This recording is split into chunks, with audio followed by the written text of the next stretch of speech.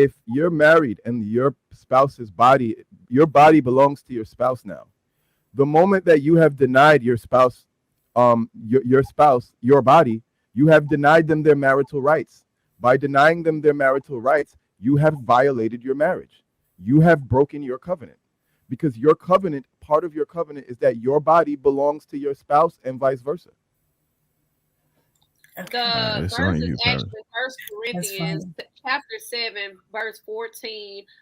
Verse 4. The wife's body does not belong to her alone, but also to her husband. In the same way, the husband body does not belong to him alone, but also to his wife. First Corinthians 7 and 5. Do not deprive each other except by mutual consent and for a time, so that you may devote yourselves to prayer.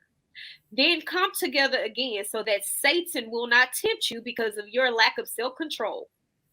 Simply put, you're supposed to sleep with your husband when he wants to sleep with you, and you're supposed to consent to it.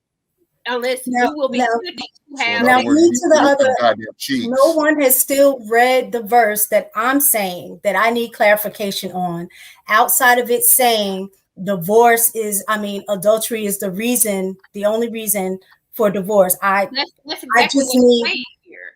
Now we all interpret the Bible a different way. Fight it to the end, mistake. Fight it to the end. No, I'm not, because it's clear. The Bible was clear. Hold on, one at a time. The reason the Bible is specifically clear. So you're saying in that regard is open for your interpretation. So y'all have to make sure that y'all on the same page.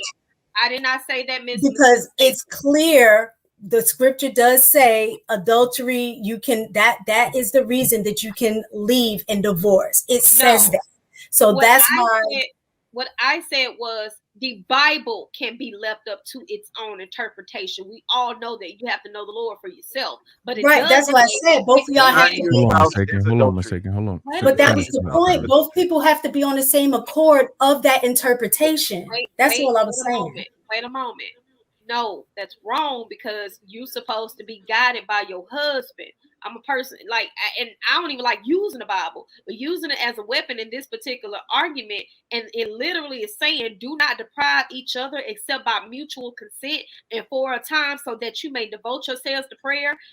You have to pray about that. If one person feels like they're tempted, then come together again so that Satan will not tempt you because of your lack of self-control. That's literally saying, don't be fooled by lust. Like, I get that we all misinterpret the Bible, and it's been written and manipulated, but at the end of the day, you're supposed to be honoring your husband, who is supposed to be honoring God. And if there is temptation present, y'all supposed to go pray about that first, and then y'all supposed to go reconsummate your marriage.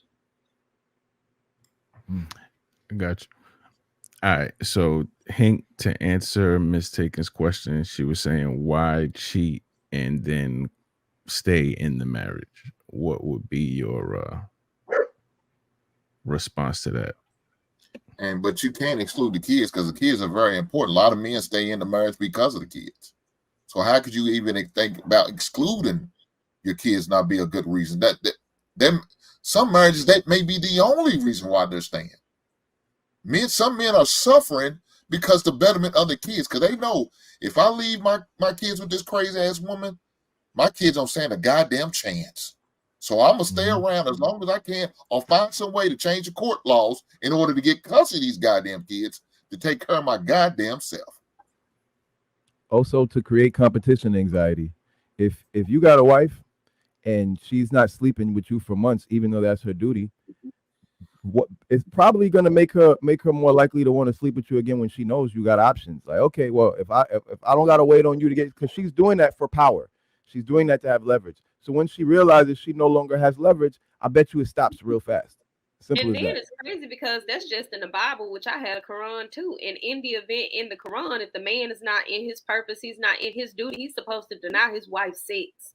So if for us to even do it in Christianity, right, you're supposed to have mutual consent amongst the two of you, but that's only due to some form of conflict that has been presented. You're supposed to keep God in the midst of everything. So to weaponize God when it's beneficial to you, that's that old Christian thing of you only feel like the Bible is a one-edged sword, and it's a double-edged sword. It goes both ways. Men have a duty and an honor under the Bible. Women have a duty and an honor under the Bible. But honestly, when a man is not in his focus, he's not in his duty, he's not on his actual rocker. The only time a woman is not even supposed to sleep with her husband is when she's menstruating. You're supposed to go to a whole nother room because your body's purifying itself. But we don't even do that. So you can't sit here and weaponize sex when you get ready, because by that rule alone, weaponizing sex is emotional abuse. If we just talking about regular sex, it's emotional abuse. And then furthermore, you're disobeying your husband. You honoring the Bible. You're supposed to listen to whatever he say. Whatever he say, go.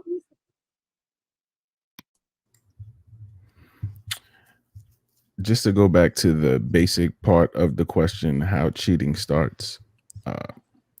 My point of view on that is, it depends on the individual, where they're at in their life, what their experiences, because some people feel they get married because they have to, when they're not ready. I know a lot of people that got married because they got someone pregnant, so in those type of instances where somebody feels like they were forced into marriage, whether it be because someone was pregnant or their family, what's going to happen is they're going to start to think, if they're not living for themselves, they're going to think eventually they're going to fight against that, but it starts, I think, with lack of communication and communicating your true feelings. If you feel like somebody's withholding sex from you and you're not communicating that, and you're just building a bunch of resentment, other factors are going to come into the play. I've never been married, but even in relationships, I've reached back out to exes that I knew communicated well, or I felt safe communicating what I was going through instead of the person I was actually with. I was guilty of that. And then I had so much resentment for the current person I was with that I would let them in on me having those communications, trying to think that they would step it up so that I could communicate with them, so it's a number of reasons that people step out. To answer your question, mistaken in terms of why would someone stay, I mean, there are mistakes. Your name, mistake. Again, people make mistakes.